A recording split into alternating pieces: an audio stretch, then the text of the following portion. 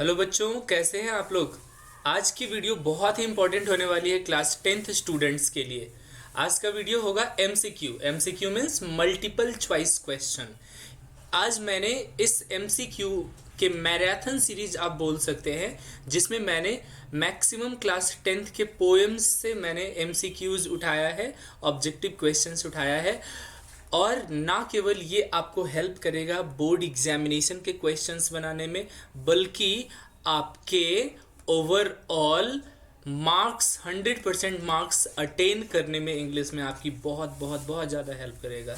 तो उम्मीद है यदि आप 10th बोर्ड एग्जामिनेशन देने वाले हो तो इस एमसीक्यू वीडियोस को पूरा ज़रूर एक बार देख जाना। सारे पोएम्स के क्वेश्चंस, चाहे वो नैरेटिव पूरे, मतलब आप इसको बोल सकते हो सेंटेंस वाइज भी पूछेगा ना, आपको एक्सप्लेनेशन भी पूछेगा, तो इस एमसीक्यू के थ्रू आपके बहुत सारे क्वेश्चंस माइंड में आ जाएंगे।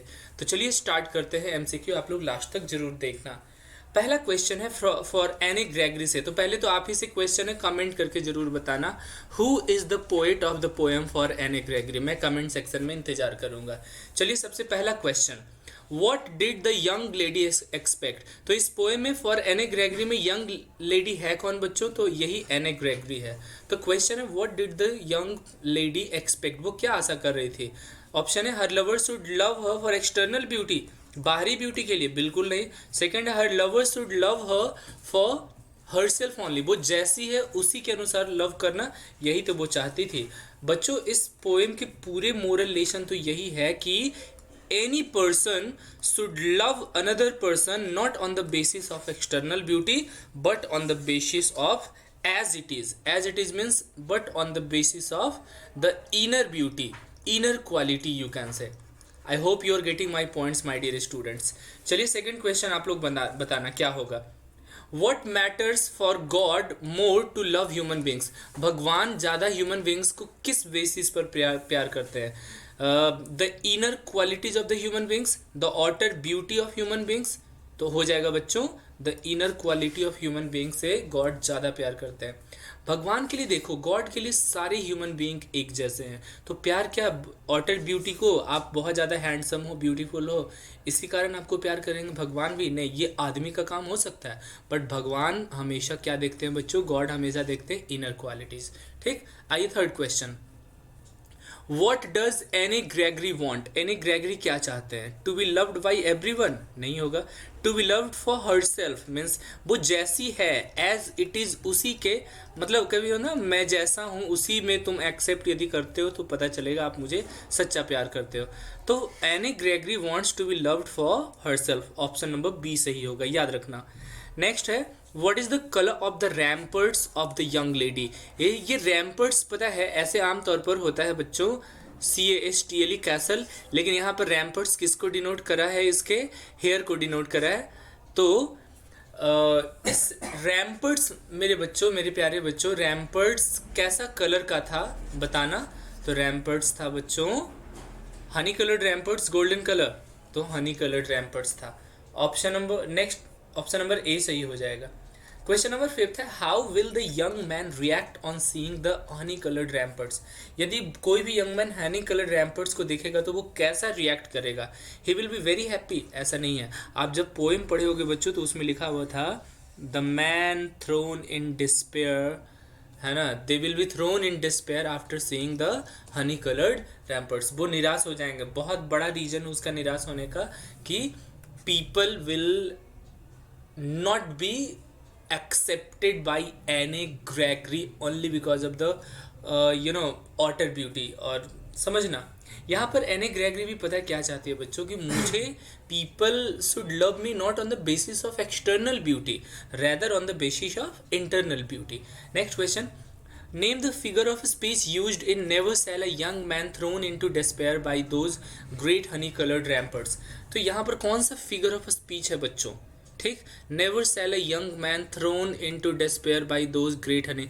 आप हमेशा एक मैं बात बता दूं, सुन लो, ये बहुत इंपॉर्टेंट क्वेश्चन है पोएम का, और ऐसे क्वेश्चंस आते हैं एक्सट्रैक्ट के थ्रू। कोई भी पोएम यदि पहले लाइन से दूसरी लाइन गया, तीसरा लाइन गया, चौथा लाइन गया, बिना कोई फुल स्टॉप के, बिना कोई कॉमा के, बिना कोई पंक्चुएशन के, तो उस फिगर ऑफ स्पीच को हम लोग बोलते हैं बच्चों एंजैममेंट। क्या बोलते हैं बच्चों? एंजैममेंट। देखना डस्ट ऑफ स्नो एक पोएम है ना, वो बेहतरीन एग्जाम्पल है किसका? एंजैममेंट का, क्योंकि उसमें भी कहीं कोई पंक्चुएशन है सिवाय लास्ट के। तो ऑप्शन नंबर सी सही हो जाएगा, क्योंकि ये पोएम में ये लाइन में लगातार लाइंस लिखे गए हैं बिना कोई पंक्चुएशन के। आप बुक देखना तो आपको क्लियरली पता चलेगा। Next question, with which colour will the girl dye her hair into? आप जब पढ़ रहे होगे फॉर एनी ग्रेगरी बच्चों, तो उसमें लिखा हुआ था कि वो जो एनी ग्रेगरी है वो किस कलर में अपने हेयर को डाई करना चाहती है। तो ब्लैक कलर में, ब्राउन कलर में, कैरोट कलर या ऑल ऑफ द एबव। तो ये तीनों कलर में करना चाहती थी, तो ऑप्शन नंबर डी सही हो जाएगा, all of the above. Next question है बच्चों, who can love us for who we are and not for how we look? कौन हमें प्यार कर सकते हैं जैसे हम लोग हैं और न कि हम कैसे दिखते हैं? तो ये तो सिर्फ एक ही ऊपर वाला भगवान ही कर सकते हैं, क्योंकि हम आदमी तो एक्सटर्नल ब्यूटी को ज़्यादा तवज्जो देते हैं या वैल्यू देते हैं। देखो हमारी समाज की विडंबना क्या है, हमारी टैलेंट हमारे मार्क्स के बेसिस पर देखा जाता है, हमारा खूबसूरती हमारे बाहरी फेशियल स्ट्रक्चर को देखकर दिया जाता है, हमें वैल्यू पैसा है तब दिया जाता है, कैरेक्टर अच्छा है उस पर नहीं दिया जाता। तो मुझे लगता है there is a big need in society, there is big need of changing of the mindset in our society में एक सोच, एक जिसको बोल सकते हो माइंडसेट में बदलाव लाने की ज़रूरत है। आइए नेक्स्ट क्वेश्चन चलते हैं बच्चों। Name the poetic device used in the line honey coloured ramparts. तो उसके हेयर को डायरेक्ट रैम्पर्ट से तुलना करा है बच्चों, तो ये कहीं ना कहीं डायरेक्ट कंपैरिजन है, तो उसको क्या बोलते हैं बच्चों? मेटाफर। आप बता सकते हो ऑक्सीमोरन कौन सा फिगर ऑफ स्पीच होता है बच्चों? इसमें 2 नेगेटिव वर्ड्स यूज होते हैं लगातार। आपके बुक के एग्जाम्पल से मैं करूं तो a tiger in the zoo poem है बच्चों, उसमें लिखा हुआ था आप इन हिज क्वाइट रेज। आप बुक देखना तो उसमें लिखा हुआ था इन हिज क्वाइट रेज। तो रेज मतलब होता है बच्चों एंगर, और क्वाइट मतलब होता है काम, शांत। तो एंगर कभी शांत हो सकता है क्या? नहीं। तो जस्ट अपोजिट वर्ड्स यूज किए जाते हैं किसी भी लाइन में, तो वो ऑक्सीमोरन के एग्जाम्पल होंगे। ठीक। एसोनेंस मैंने बताया था किसी भी सेंटेंस में बच्चों यदि वॉवल साउंड रिपीट होता है, ए ई आई ओ यू बार बार आएगा। मैं एग्जांपल बताऊंगा। हालांकि द बॉल पोएम में आप देखो है ना, तो फिर a tiger in the zoo, आप जब किसी भी सेंटेंस में देखोगे जिसमें वॉवल साउंड, वॉवल में आ जाएगा ए ई आई ओ यू, इसका रिपीटिशन है ना बच्चों, तो वो किस में आ जाएगा बच्चों? एसोनेंस। मेटाफर किसको बोलते हैं बच्चों? डायरेक्ट कंपैरिजन को क्या बोलते हैं? मेटाफर। कमेंट करके जरूर बताना जिसमें हम इनडायरेक्ट कंपैरिजन करते हैं, जैसे कि लाइक और एज यूज करके, इसको हम लोग कौन सा फिगर ऑफ स्पीच कहते हैं जब किसी भी सेंटेंस में लाइक और एज है? तो ये कमेंट करके बताना, मैं आप लोग के लिए छोड़ देता हूँ।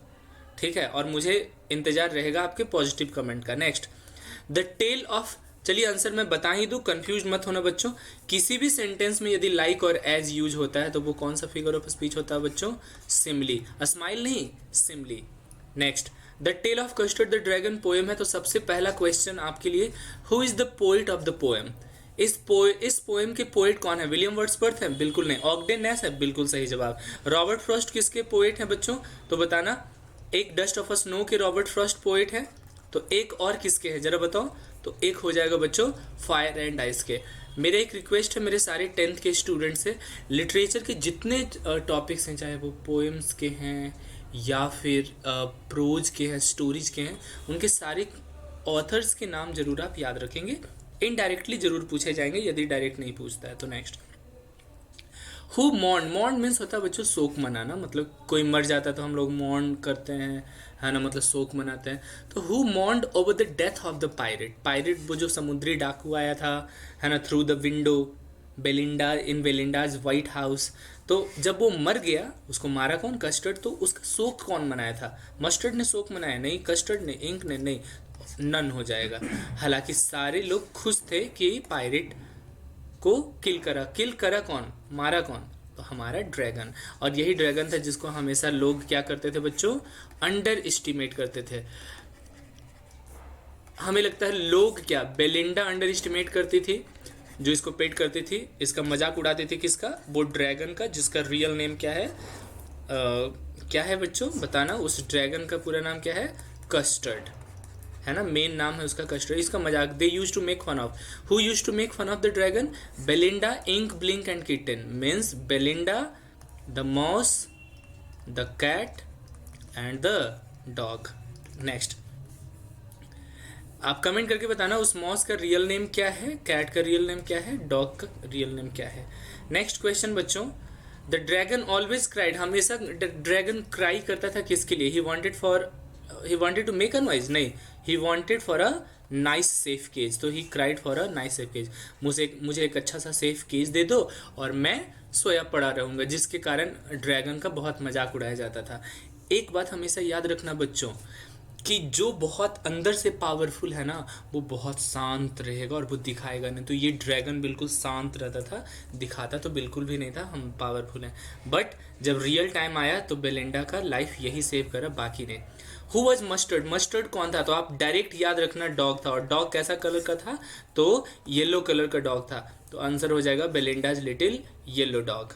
Next, who was called cowardly, है ना, कोवर्डली ड्रैगन, कोवर्डली ड्रैगन किसको बोला जाता था? डरपोक ड्रैगन, वो कस्टर्ड था। Where did Belinda live, Belinda कहाँ लिव करती थी? In a little white house, बिल्कुल सही जवाब, अनडाउटेडली ऑप्शन नंबर ए सही हो जाएगा। In a little white house, एक व्हाइट हाउस में रहती थी ना बच्चों। व्हाइट हाउस मतलब अमेरिका का व्हाइट हाउस नहीं, उसका घर व्हाइट कलर का था, ठीक है। Who did Belinda use to tease, Belinda जो लड़की है वो किसको टीज किया करती थी या वैक्स किया करती थी, इरिटेट या तंग किया करते थे? किटन को, मॉस को, डॉग को? नहीं, ऑप्शन नंबर डी सही हो जाएगा, ड्रैगन को टीच किया करते थे। और not only Belinda use to teach but also kitten, mouse and dog use to teach home the dragon. Dragon का रियल नेम हो जाएगा बच्चों custard. Next question, what did custard do to the pirate, custard ने pirate को क्या करा? तो held him captivated, उसको बंधक बना लिया? नहीं, एट हिम, खा गया उसको, बिल्कुल सही जवाब, ऑप्शन नंबर बी सही हो जाएगा। Next, what does all the dragon possess, ये जो है ना, what all does the dragon possess, dragon जो बहुत खतरनाक दिखता था उसके पास क्या क्या था? बिग शार्प टीथ था, बिल्कुल सही जवाब। Spikes on top of him, उसके टॉप पर स्पाइक्स, नुकीले नुकीले ये थे, ऑप्शन नंबर बी भी सही है। शार्प टोज भी थे, नुकीले टोज थे, है ना, तो बिल्कुल सही है, ऑप्शन नंबर डी हो जाएगा बच्चों, all of the above. Next, who is described as the most timid, सबसे ज्यादा डरपोक किसको बताया गया था?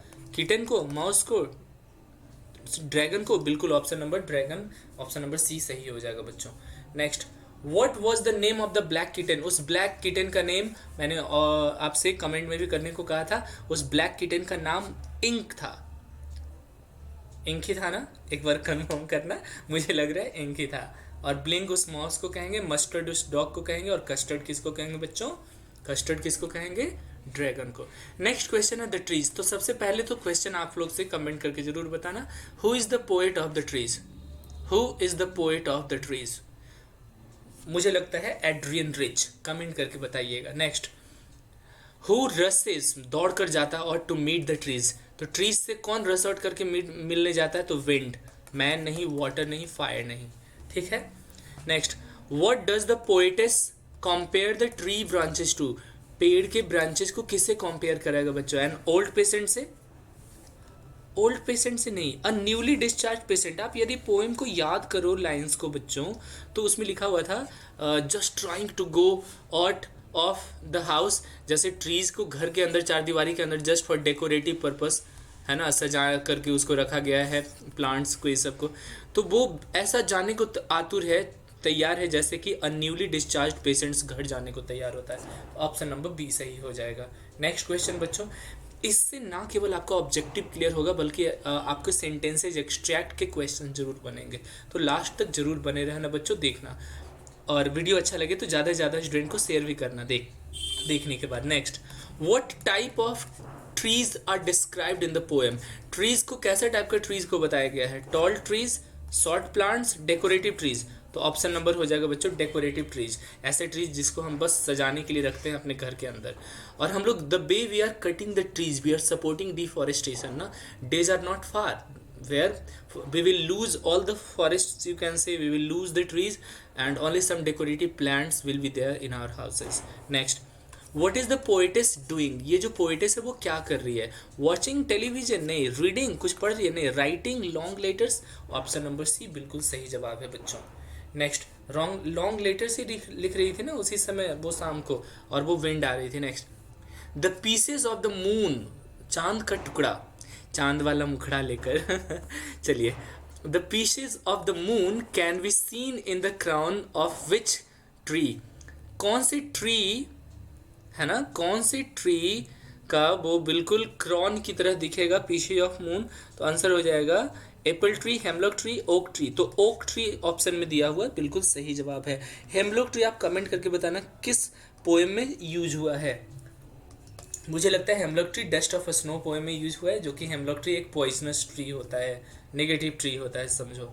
Next, what reaches like a voice into the rooms, एक वॉइस टाइप का क्या आता है रूम में, तो नॉइज ऑफ द रूट्स नहीं, smell of leaves and lichens. Line दिया हुआ था बच्चों, आप पोएम जरूर एक बार देखना।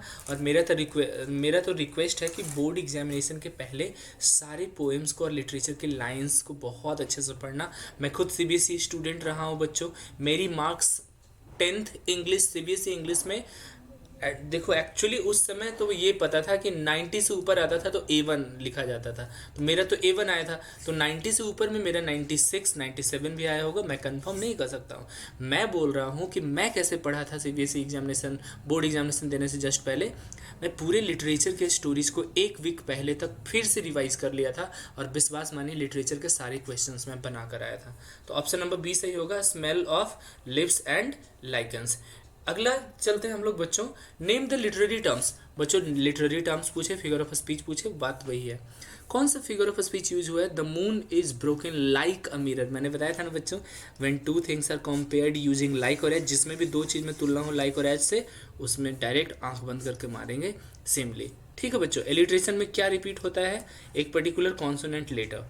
ठीक है, next, who is the poet of the poem the wall poem. बताइए द वॉल पोएम के पोएट कौन है, सिल्विया प्लैथ नहीं, बाई येट्स नहीं, रॉबर्ट फ्रॉस्ट किसके पोएट है, dust of snow and fire and ice के, जॉन बेरीमैन।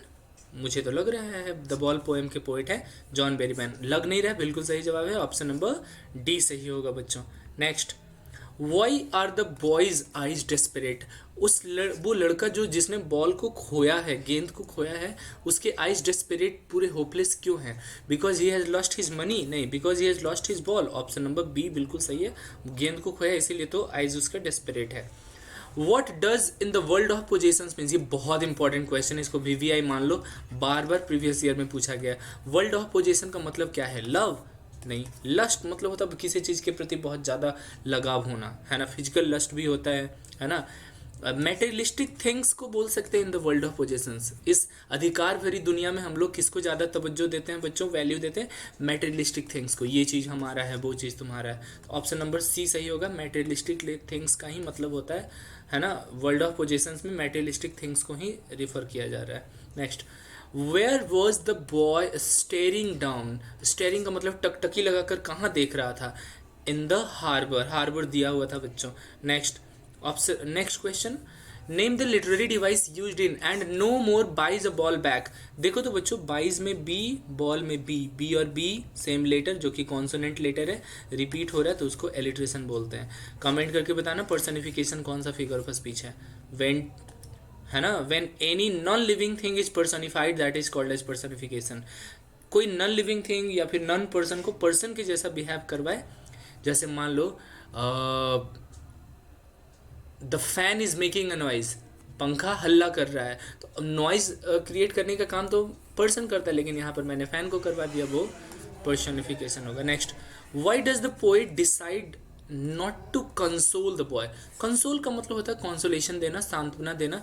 जानते हो पोएट जो थे ना हमारे John Berryman the ball poem में, वो इस बच्चे को बिल्कुल देख रहे थे, लेकिन ये जा नहीं रहे थे उस बच्चे को कंसोल करने के लिए। तो इससे क्या वो मैसेज देना चाहते हैं, वो बिजी थे इसलिए नहीं गए, नहीं, ही इज़ इंडिफरेंट नहीं, it will be of no use. Poet बताए थे कि यदि हम जाएंगे उससे तो कोई फ़ायदा नहीं होगा। एक्चुअली वो बच्चे को अकेला छोड़ देना चाहते थे पोइट, इसलिए क्योंकि चाहते थे वो ये खुद फील करे, he should sense himself in this world of possession that we must give value to our object, है ना, कि कोई ऑब्जेक्ट हो या कोई पर्सन हो हमारे लाइफ में, उसको वैल्यू जरूर देना चाहिए बच्चों।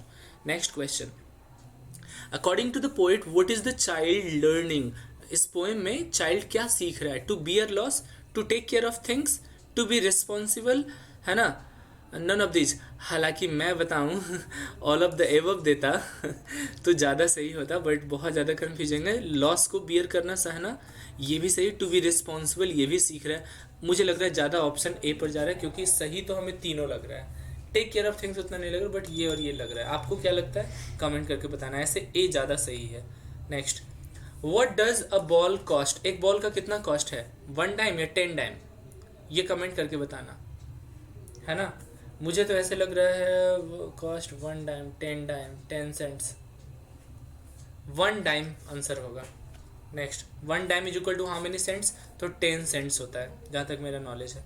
नेक्स्ट बच्चों, name the figure of a speech used in merrily bouncing. मैं आपको बताया था, जब 2 कॉन्जिक्यूटिव लाइंस में पहला वर्ड यदि सेम हो बच्चों, तो उस फिगर ऑफ स्पीच को हम लोग बोलते हैं एनाफोरा। याद कर लो, जब if in 2 consecutive lines the very first word और the very beginning words, 2 word भी सेम हो सकता है, 2 लगातार लाइन में, 3 वर्ड्स भी सेम हो सकते हैं, बट लाइंस दोनों डिफरेंट होने चाहिए। कुछ वर्ड्स अलग होगा दोनों में, लेकिन शुरुआती वर्ड्स यदि सेम हो बच्चों, उसको हम लोग बोलते हैं क्या? एनाफोरा। एनाफोरा, एनाफोरा, ठीक है। सिंपली किसको बोलते हैं? When 2 things are compared indirectly using like और एज। किसी भी सेंटेंस में लाइक और एज देखो, उसको सिंपली कहना। एलिट्रेशन तो बहुत सिंपल है, उसमें कॉन्सोनेंट लेटर रिपीट होता है बच्चों। Next, what is the name of the poet? ओ भाई, किस पोएम की बात हो रही है? तो आगे देख लो, डस्ट ऑफ अ स्नो, ठीक है। तो डस्ट ऑफ अ स्नो के पोएट कौन है? Robert Frost. साथ ही साथ मैं बता दूं, फायर एंड आइस के भी पोएट कौन है बच्चों? Robert Frost. Next, how did the dust of a snow affect the poet? आपको पता है पोएट पहले सैड मूड में थे डस्ट ऑफ अ स्नो में, लेकिन जैसे ही वो ऐसा हेमलॉक ट्री, एक कैसा ट्री का बात कर रहा है बच्चों? हेमलॉक ट्री, जो कि पॉइजनस ट्री है। वहाँ पर जब गए उसके ट्रीज के जस्ट नीचे वो खड़े रहे, तो वहाँ पर डस्ट ऑफ अ स्नो था, हेमलॉक ट्री पर डस्ट ऑफ अ स्नो था। और एक क्रो आया, कौआ आया, और उस ब्रांचेस को सेक जब करा, तो उसके डस्ट ऑफ अ स्नो इसके पोएट के सर पर आकर गिरा, तो इनका सैड मूड से बदल गया किसमें? कैसा मूड में? Happy mood. तो है, what did the dust of a snow affect the poet? It made him energetic, it change his mood. तो ऑप्शन नंबर बी सही हो जाएगा बच्चों। उनसे उनका मूड चेंज हो गया। पहले वो सैड मूड में थे, अब वो हैप्पी मूड में। पहले वो डिप्रेस्ड मूड में थे, अब वो खुश वाले मूड में हो गए हैं। Next, the poet's mood in the beginning of the poem is. शुरुआती में उनका पोएट का कैसा मूड है? तो सैड मूड है। क्लियर, कंफ्यूज मत होना। Next, what did crow shake on the tree? Crow ने क्या सेक करा, हिलाया, उसको मूव करा? तो डस्ट ऑफ ट्री नहीं, dust of snow. Option number C सही हो जाएगा। डस्ट ऑफ स्नो का मतलब होता है small particles of snow. Winter season था, ठीक है। नेक्स्ट, अच्छा, इसका मोरल लेसन क्या निकल कर आता है? बता रहे हैं कि जब डस्ट ऑफ स्नो उनको मूड को चेंज कर सकता है, तो डस्ट ऑफ स्नो तो कुछ छोटी चीज़ है। और क्रो का चर्चा आया, हेमलॉक ट्री का चर्चा आया, जो कि नेगेटिव चीज़ है। क्रो को हम लोग नेगेटिव मानते हैं, नेगेटिव बर्ड है। इसका मतलब कि even small things and negative things can also make you happy. You should always find a reason to be happy बच्चों। Next, the crow and hemlock tree symbolise. Crow and hemlock tree क्या symbolise करता है? Happiness को? बिल्कुल नहीं, negative चीज़ है, तो sorrow को सिम्बोलाइज करता है बच्चों। Next, how does dust of a snow represent? Dust of a snow कैसे रिप्रेजेंट करता है? तो ये बिल्कुल बताता है ना, कि nature has healing power of nature को। ऑप्शन नंबर ए बिल्कुल सही जवाब है बच्चों। Nature has. अच्छा, हील वर्ड से याद रखना बच्चों, हील वर्ड से ही वर्ड बना है हेल्दी। तो हेल्दी तो हम लोग सब जानते हैं, स्वस्थ, लेकिन हील वर्ब है, हम लोग कोई नहीं जानते हैं। हील मतलब स्वस्थ करना, और उसी वर्ड से हेल्दी बना, जो एडजेक्टिव का काम करता है। Next, name the poetic device used in the line has given my heart. Sorry, HEART, last में एच नहीं होगा। हैज़ गिवन माई हार्ट में एच और एच का क्या है बच्चों? सेम एच रिपीट हो रहा है, तो एलिट्रेशन है। तो ऑप्शन नंबर सही हो जाएगा बच्चों, A. Next, what uplifted his mood? उसका मूड कैसे खुश हो गया? Falling of snow on his shoulder, बिल्कुल सही जवाब है। What are the 2 negative creatures that Robert Frost used as carriers of positive? याद रखना, कंफ्यूज मत होना। बहुत सारे बच्चे करते हैं नेगेटिव थिंग्स, तो हेमलॉक ट्री और क्रो पर चले जाते हैं, लेकिन क्रिएचर की बात हो रही है।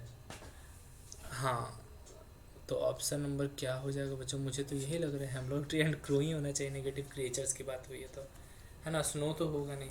Next, what is the poet, who is the poet of fire and ice? बिल्कुल अनडाउटेडली ऑप्शन नंबर सी सही होगा। What is ice a symbol of? Ice symbol है हेट्रेड का। बहुत ये वीवीआई क्वेश्चन है, ये बार बार आता है। आइस सिंबल है किसका बच्चों? हेट्रेड का, नफरत का। Next, what is fire a symbol of? ये भी वीवीआई क्वेश्चन है, इसको एकदम नोट कर। हालांकि वीवीआई सारे क्वेश्चन है, सभी से पूछ सकते हैं। What is fire a symbol of? तो लव एंड न्यू डिजायर्स नहीं, लस्ट एंड एंडलेस डिजायर। बहुत ज़्यादा किसी चीज़ के प्रति लगाव और एंडलेस डिजायर, एंगर को ही क्या बोलते हैं बच्चों? फायर बोलते हैं। तो ऑप्शन नंबर बी सही हो जाएगा। What are the poet, what has the poet used, where has the poet use personification? Person का एक्टिविटी जब नॉन लिविंग बीइंग करे तो उसको, नॉन लिविंग थिंग करे उसको पर्सनिफिकेशन कहते हैं। फायर में, आइस में, दोनों में यूज करा, तो ऑप्शन नंबर डी सही हो जाएगा, बोथ 1 and 2। ठीक है बच्चों। Next, what is the rhyme scheme of the poem? इस पोएम की राइम स्कीम फाइंड आउट करने के लिए आपको एक चीज़ देखना होगा जो मैं आप लोग को बताना चाहता हूँ। बस मुझे कोई भी पोएम को, जैसे फायर एंड आइस का ये पोएम मैं कर लूँ, है ना, डस्ट ऑफ अ स्नो में यदि पहले कोई पूछे राइम स्कीम क्या है, स्क्रीन दिख रहा है मुझे उम्मीद है। पहला लाइन देखो, मैं इसको थोड़ा जूम कर दूं बच्चों, है ना, ठीक है। तो डस्ट ऑफ अ स्नो का यहाँ तक लाइन है, तो क्रो पहला है। तो हर एक राइम स्कीम को कैसे फाइंड करते हैं सारे बच्चे देख लो। ऐसे मुझे उम्मीद है कि आप लोग को SCHEME rhyme scheme find out करना आता है। यदि आता है तो कमेंट करके बताना इसके राइम स्कीम क्या है, नहीं तो चलो सीखते हैं। राइम स्कीम फाइंड आउट करने के लिए यदि क्वेश्चन में आएगा तो हर एक लाइन के लास्ट वर्ड को देखेंगे। तो हर एक लाइन का लास्ट वर्ड तो यही है बच्चों, है ना। तो क्रो पहली बार प्रोनाउंस कर रहे हैं तो इसको मान लेते हैं ए। मी दूसरी बार प्रोनाउंस कर रहे हैं, लेकिन क्रो जैसा बोलने में नहीं लग रहा है, प्रोनाउंसिएशन सेम होता है आमतौर पर, तुकान शब्द बोलते हैं राइम स्कीम, तो ये दूसरा टाइप लग रहा है B. Crow, snow, O W का साउंडिंग एट लास्ट सेम ही दे रहा है तो ए टाइप है। मी, ट्री, ई पर ज़्यादा जोर दे रहा है तो ए बी। तो पहला स्टेंजा का हो जाएगा राइम स्कीम ए बी। और नेक्स्ट है हार्ट, मूड, पार्ट, रूट। तो हार्ट मान लेते हैं ए टाइप लग रहा है तो ए। मूड डिफरेंट टाइप लग रहा है तो इसको मान लेते हैं B. Part, heart part A जैसा लग रहा है तो ए। मूड और रूट बी जैसा लग रहा है तो बी। तो राइम स्कीम हो जाएगा बच्चों A B A B, A B. हाँ, कलेक्टिवली यदि पूरे पूछ लिया तो ए बी जब मान ही लिए हो तो इसको मान लोगे क्या? इसको मैं कट करूं यदि बच्चों, थोड़ा सा मस्त समझना। यदि कलेक्टिवली आमतौर पर 4 से ही पूछता है, एक स्टेंजा ही देता है, दोनों स्टेंजा दे दिया तो मान लेते हैं बी तक आ गया तो सी टाइप लग रहा है तो सी। मूड डी टाइप लग रहा है तो डी। तो हार्ट और पार्ट तो सेम लग रहा है तो सी। मूड और रूट तो सेम लग रहा है तो डी। तो आंसर हो जाएगा A B C D. Total पूछ देगा तो ए बी सी डी। ठीक है बच्चों, यहाँ तक क्लियर है? तो मुझे उम्मीद है ए बी नहीं दिया है। राइम स्कीम किसका? फायर एंड आइस का पूछा है ना बच्चों, फायर एंड आइस का। चलिए 1 मिनट के लिए हमें टाइम दीजिए, तो मैं आप लोग को फायर एंड आइस में कैसे फिगर ऑफ स्पीच ढूंढने हैं वो मैं आप लोग को सिखा रहा हूँ। बस 1 सेकंड का टाइम हमें दे दीजिए। चलिए मैंने ओपन करा इसको।